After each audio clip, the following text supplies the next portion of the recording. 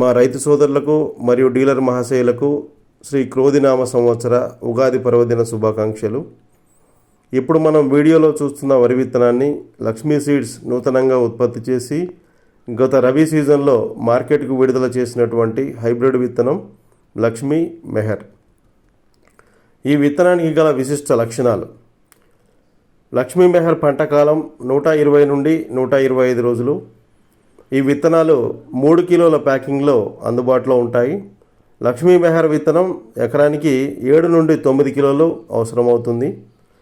మెహర్ విత్తనాన్ని రైతులు సహజంగా నారుపోసి నాటు వేసుకోవడం, వెదజల్లే పద్ధతి మరియు డ్రమ్ సీడర్ ద్వారా కూడా సాగు చేసుకోవచ్చు.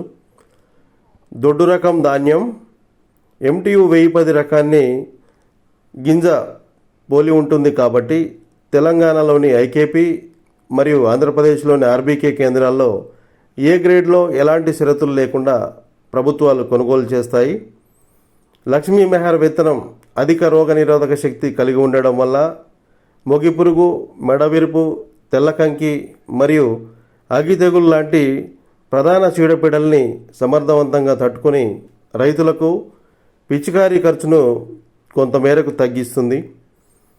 లక్ష్మీ మెహర్ కాండం దృఢంగా ఉండి అకాల గాలి వర్షాలకు నేల మీద పడిపోదు.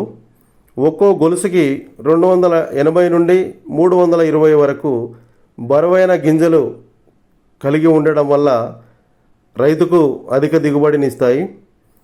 ఈ లక్ష్మీ మెహర్ విత్తనాన్ని రైతులు ఖరీఫ్ మరియు రబీ 2 పంటలకు సాగు చేసుకోవడానికి చాలా అత్యంత అనుకూలమైన విత్తనం.